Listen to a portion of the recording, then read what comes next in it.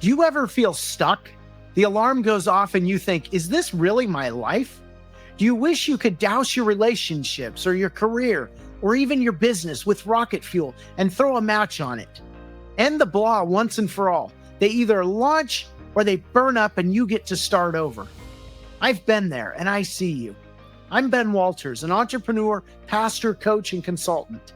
If you're ready to get unstuck and ignite your super pumped life or business, I'll give you the rocket fuel and the match. All you have to do is light it.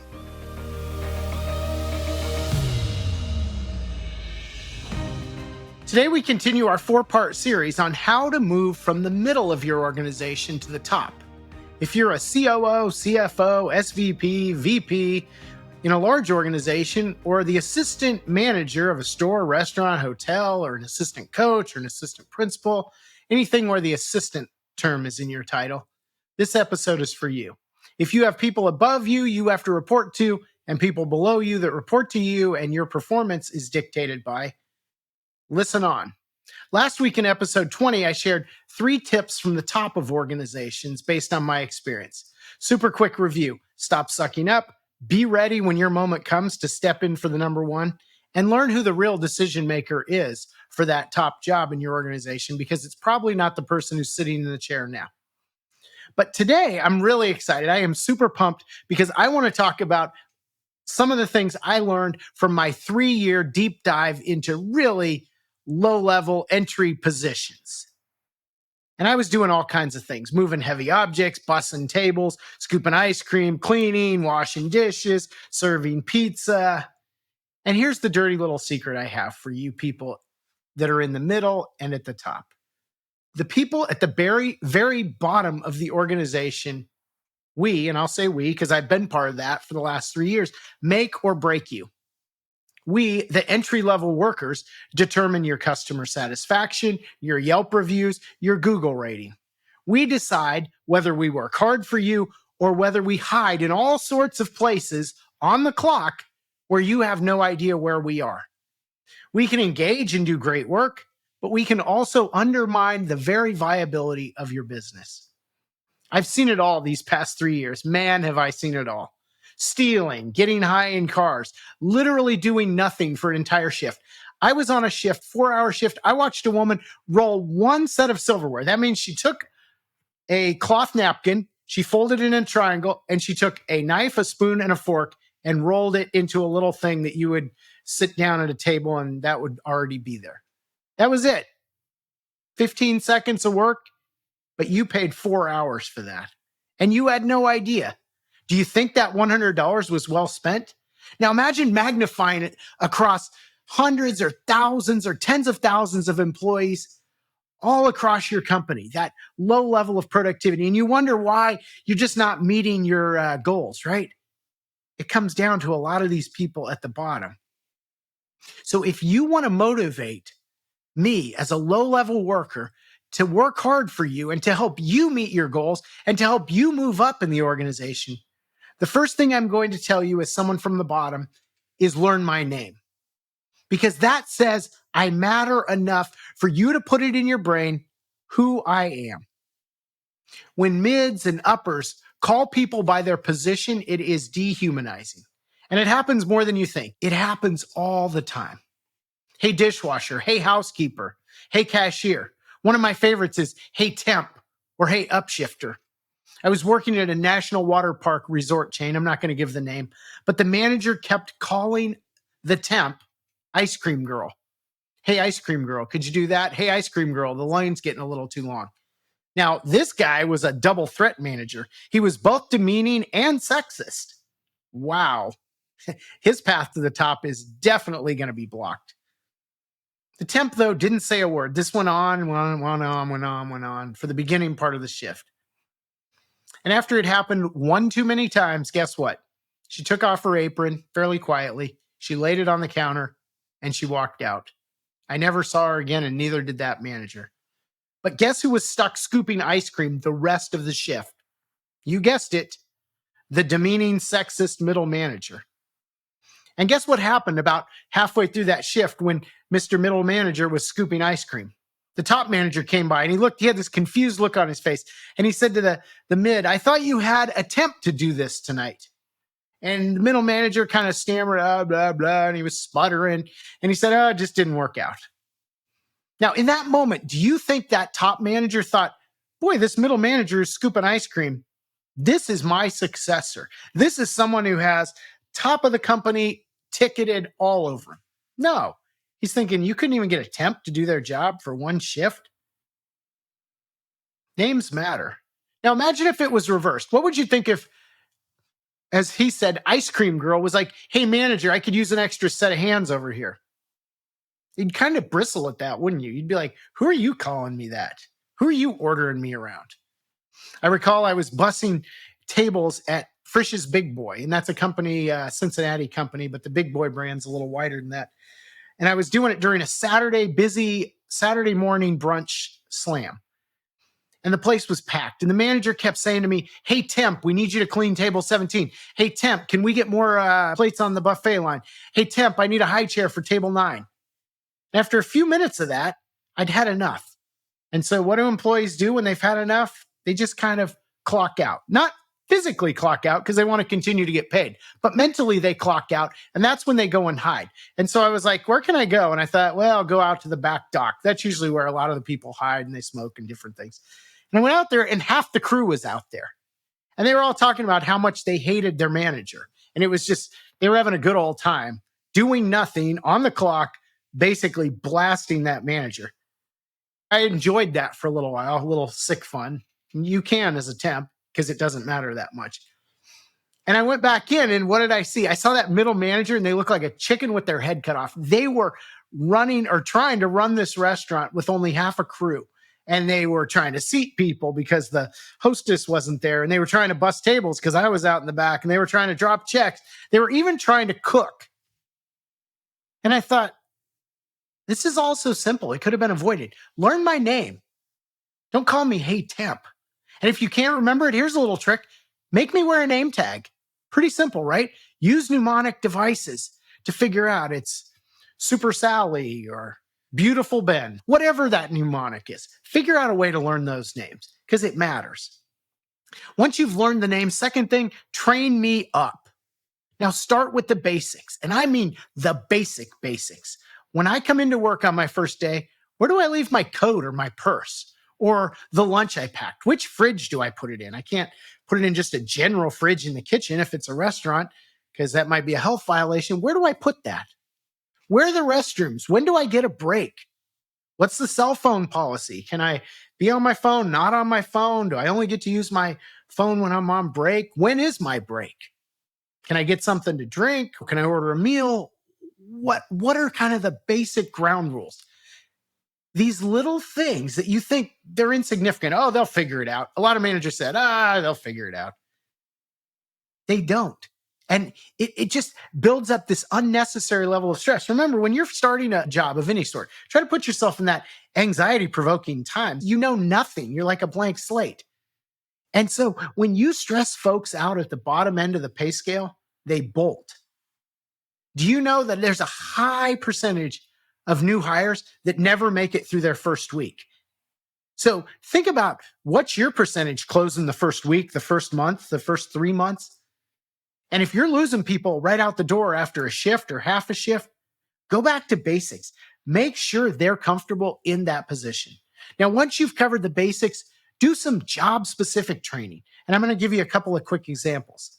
I was a temp dishwasher at a country club. And in the middle of the dinner rush, they had two things going on. They had their normal people eating dinner in the dining room, and then they have kind of an event space. And they were having a 200-person wedding reception in the banquet room. So I'm in the middle of washing dishes for this, and it was really busy. And do you know what happened? The dishwasher stopped working. And I was like, where's my boss? And I couldn't find him anywhere. And I'm asking people around, why isn't the dishwasher working? And of course, nobody else wants to be bothered with the dishwasher's work because that's at the low end of the back of the house. Either that or they hadn't worked the dishwasher and they didn't know. So anyway, no one knows how to get the dishwasher back on. Meanwhile, all these dishes keep coming in from the 200 plate dinner and the restaurant, and they're piling up because people, the bussers, they just want to run that stuff back to the dish tank, drop it, and be gone. And so they're piling it up, piling it up, piling it up. Do you know what happens? Eventually, the pile gets unstable. And all of a sudden, you just hear this. It all crashes to the ground, or a big portion of it. If you've ever been in a restaurant where a server loses a tray and it all bashes to the ground on the tile floor, you know what I'm talking about. It's like this big, loud explosion. It's jarring. And so this happens. And all of a sudden, we've got broken glass everywhere, which is a safety hazard. And the dishes are still piling up. And now there's no clean plates for the cooks. And they're yelling. And the servers are like, where's my food? This table's been waiting too long. And meanwhile, the cook's like, I made your food, but it's burning on the grill because you don't have a plate. And it's all backing up, all because you didn't train the dishwasher to clean out something that mandatorily, once it gets filled to a certain point, just kills the dishwasher. And so that's what happened in that club. And in the middle of all this chaos, the middle manager then comes back and he's trying to get the dishwasher cleaned out and the pile of dishes. And because that noise, that crashing of dishes, the general manager of the country club comes back and he is livid. And he just tears into that middle manager. Like, why is this happening? This is on your watch. You're responsible for this. And it was a really bad scene. And do you know why? All because this middle manager, didn't take 2 minutes to show me how to operate and clean out the machine. Now, on the flip side, I was working at an event center. It was actually 3 weddings. And it's amazing. Couples or their parents, hopefully, are spending tens of thousands of dollars on wedding receptions. But yet the success of the event, nobody tells you this, rests on a handful of untrained hourly workers. Nobody tells you that when you're booking the venue for your blessed event and picking the menu and who's going to be the band and all of that, right? The photographer and the flowers, that you're playing roulette with whether your server or your bartender has any interest in making this the best party of your life, or just mailing it in as the plates pile up on your table and your drink is empty for half the night. So in this particular venue, there were 3 separate wedding receptions, and there were about a dozen of us new hires reporting to duty. And as soon as we arrived, we kind of were held in a little room and welcomed, and they offered us a water, something simple. And then the manager pulled us into his office and he introduced himself. He told us to just go around, give your first name. And then he said, I'm really grateful you're here tonight. I'm glad you're working with us tonight. Then he gave us each his business card and he said, that's my personal cell phone number. If you have any questions during the course of the night, step out of the room you're working in so you're not doing this in front of the client, and then text me or call me. Happy to answer anything. I will be there for you. Then he goes and he gives us matching vests and bow ties. So then we're matching the regular staff on his team. And he begins to explain how we're going to serve the food, how we're going to do our overall flow of the night. We're going to drop salads and then main course, and then we're going to do desserts and coffee service. And then we're going to kind of pick up glasses and refill waters. He went through the whole thing. And this onboarding, it took less than 5 minutes.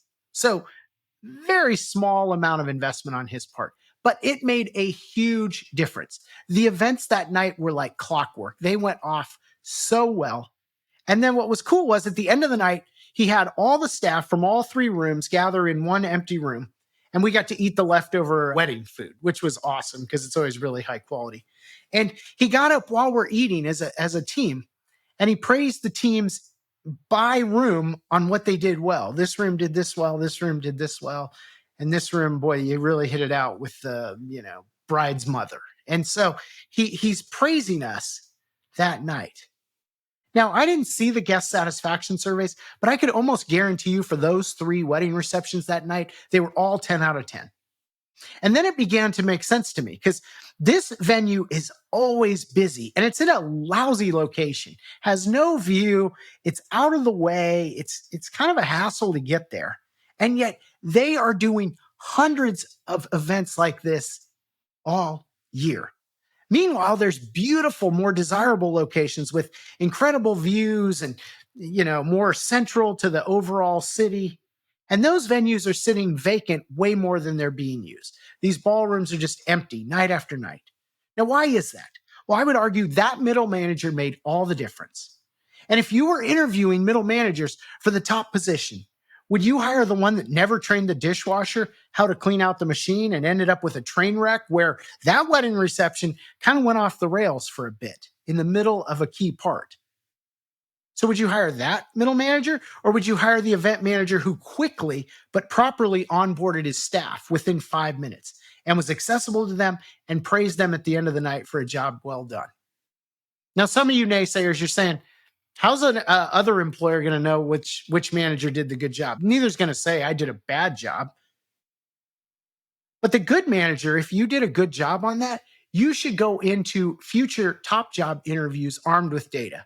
That manager at that really busy event center should say, I managed 212 events last year with an average guest satisfaction score of 9.6. Further, here's a glowing recommendation letter from both the owner of the venue as well as my supervisor, and maybe even some happy brides along the way. Collect those. Now, if you're not a good manager, if you're the one where the dishes were all being crashed to the ground, do you think you're going to be able to show those kind of measurables?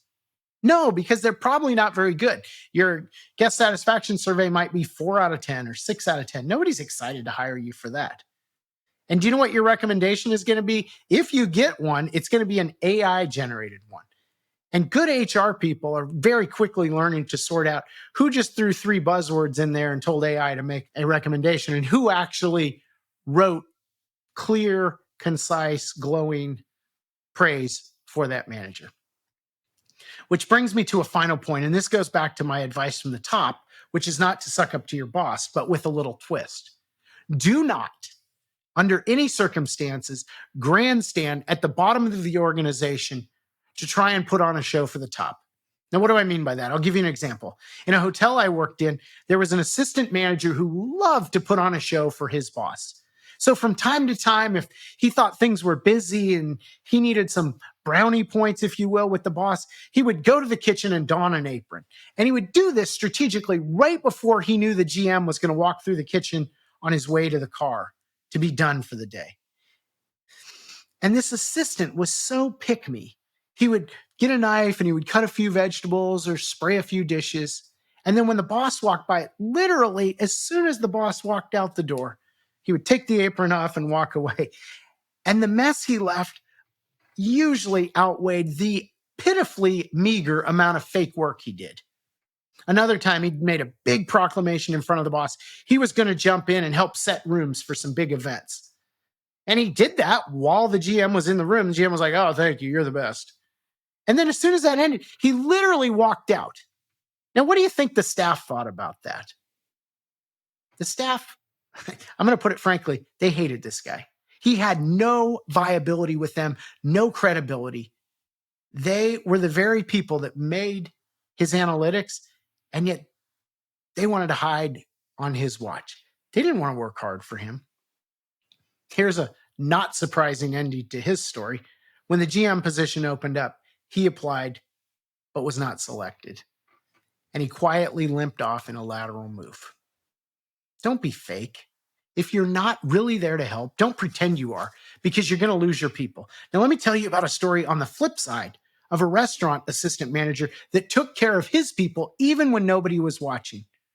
So in this particular restaurant, the evening dishwasher had to leave about 10 o'clock because the dishwasher rode the bus to and from work. But the restaurant was open till 11. And so depending on the busyness of the restaurant, there were always a bus tub or 2, or sometimes if it was busy late, maybe 3 or 4 bus tubs full of dishes.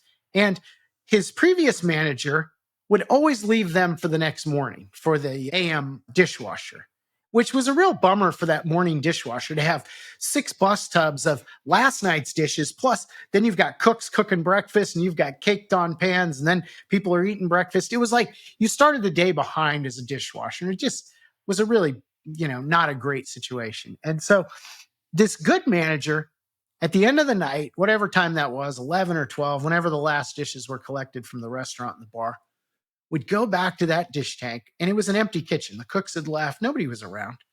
And he would wash those dishes. And not only did he wash them, then he'd pile them up on the cart, and he'd take them around and put them away. Do you know what happened when that AM dishwasher walked in? There wasn't a dish on the dish tank.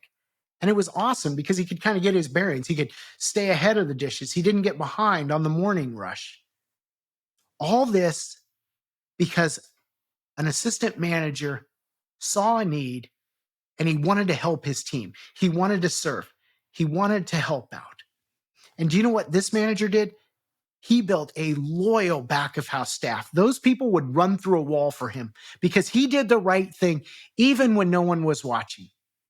And they knew he did because they saw the fruits of his labor. Which brings me back to two words for those of you in the middle. You are in both a precarious position and a position with tremendous possibility. Your job is precarious, so you need to get the most out of the people under you. Be the boss you wish you had. Learn people's names and use them. We all love to hear our names. It's part of the human psychology. Train me up to do the work you want me to do right from day one. Make me feel a part of the team. Take 5 simple minutes and you can avoid catastrophe down the road. And above all, don't be fake and grandstand for your boss, but look for opportunities to serve those under you and to make their lives better. If you can do that, your subordinates will respect you, they will work hard for you, they will help you achieve your goals. So that's it from the bottom. Simple. Learn names, train your people, and be genuinely helpful. If you can do this, you're on your way to higher employee retention and productivity, better customer satisfaction, better employee retention, and your shot at moving into the top job. If you need executive coaching and a game plan to move from the middle to the top in your career, book a free exploratory call with me. I would be super pumped to learn more about you, to get to know what challenges you're facing and where you want to go in your career. And then we'll make a game plan together to figure out how to get you there. Tune in next week for the next part of this series about how we talk specifically about what to do in your middle job that will make you stand out as a top performer and someone who is ready to move into the top chair.